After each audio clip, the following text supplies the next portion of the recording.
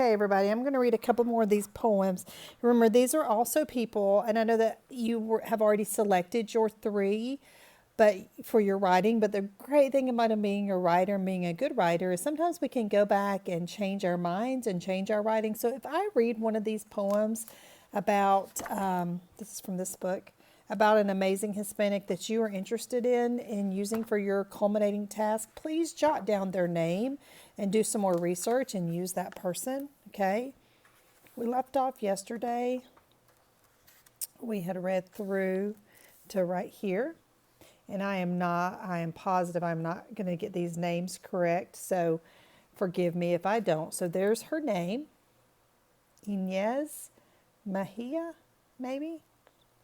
Anyway, 1870 to 1938 was when she lived. The name of the poem is Wild Exploration.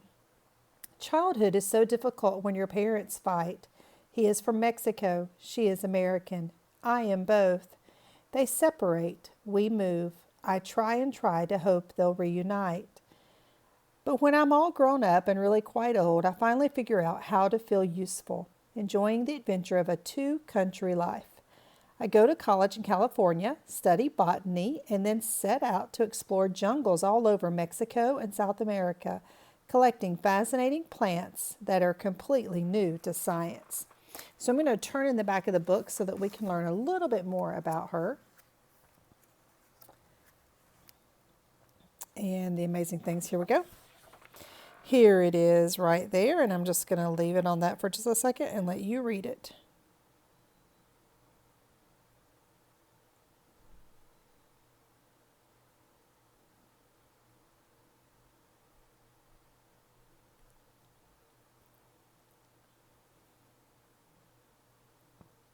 All right, next we are going to read about Louis Fuertes. And it says that his father was an engineering professor who expected him to study engineering, but instead he just chose to become a bird artist. Now, when you watch the YouTube video on the illustrator of this book, this is someone who he actually looked up to and studied as an artist. I think he mentioned him. Okay. It says he pioneered the painting of living birds in natural habitats, learning to stop killing, imposing them. So he actually did paintings of live birds. It says he is known as the father of the modern bird act. So let's read his poem. There's his picture that the illustrator of the book made for us. Very nice. See the birds flying around him? That's really nice. Okay, he's from Puerto Rico. Let the birds live, it says. Ever since I was little, I knew that I wanted to paint pictures of birds. I love the beauty and freedom of wings. Other artists kill birds to make them easy to pose, but I want to let the birds live. So I learned to paint quickly, while wild creatures fly swiftly high overhead in the wide, wondrous sky. So if you wanted to include him in your writing for your culminating task, then you would say that sounds to me like he really fought for the fair treatment of birds in order to paint them. And then we're going to read out this. This was the world's first woman pilot. Her name is Ada de Acosta, and she was from Cuba. And there's her name if you're interested in learning more about her. Airships, the thrill of seeing a man in a basket dangling beneath a huge balloon as he circles the Eiffel Tower here in Paris, so far from my New Jersey home. Lessons, I love the excitement of learning to soar.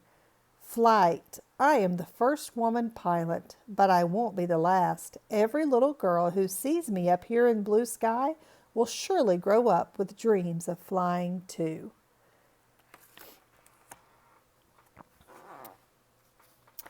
And this is Fabiola Cabeza de Baca. I'm hoping I'm saying her name right. There she is, 1894 to 1990. She's originally from Mexico. A Recipe for Strength. Let's see what she did. My familia means family, came to this land over 400 years ago. Some were brutal conquerors, but now most people are mestizo, mixed race, part Indio, neighbors, and friends. When I teach children all over New Mexico, I speak to them in English, Spanish, Tiwa, and Tiwa. In my cookbooks, I keep the old recipes, making sure that new ways of cooking home-grown food are healthy. Whatever is left over can be canned and sold. When women earn our own money, we feel strong and independent. So nonverbal, let's see. We're going to flip over now to the back of the book to kind of see what she was known for.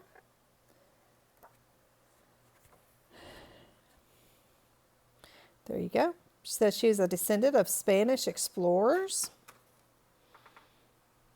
As a child, she loved riding her pony and helping with ranch chores. After high school, she convinced her father to let her become a teacher. In the classroom, she used bilingual approach, meaning she spoke in 2 languages, using Latino and Native American history along with the standard curriculum. After college, she became an agricultural extension service agent and traveled all over New Mexico teaching scientific food preservation in English and Spanish.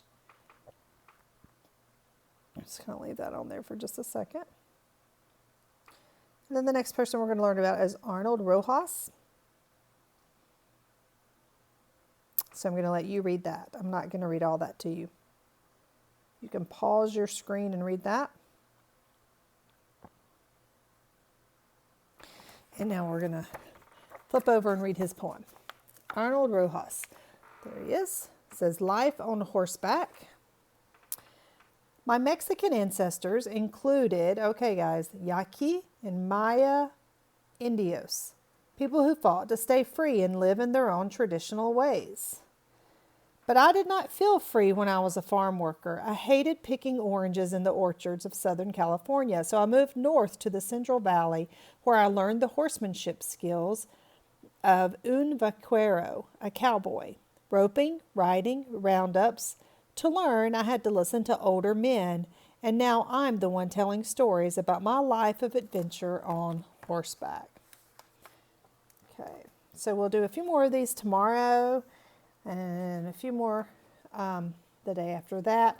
You can also see this book read in its entirety, I think, on YouTube, but it's a long one to listen to each one of these. So we'll do a few more each day. You should be doing, you should be reading the ReadWorks articles about other Latino heroes. So hopefully that you're doing that and that maybe you'll incorporate one of those into your culminating task, because you're also, these were our essential questions right here. See those? How do courageous people face and overcome challenges such as inequality? That's the main part of your culminating task. How can individuals use their abilities to fight for equality, and how can stories help us understand the experiences and perspectives of others? And we are doing all that while we're thinking about the treatment of similar themes, topics, and patterns of events and stories from different cultures. So we've been reading different things from different cultures. Hopefully you've gotten something out of that. All right. So that was the reading for today. Make sure you read the ReadWorks articles, take the quizzes, add to your Foursquare, do more research if you need to on the heroes that you're going to be writing about this week as your final culminating task. Okay, guys? See you tomorrow.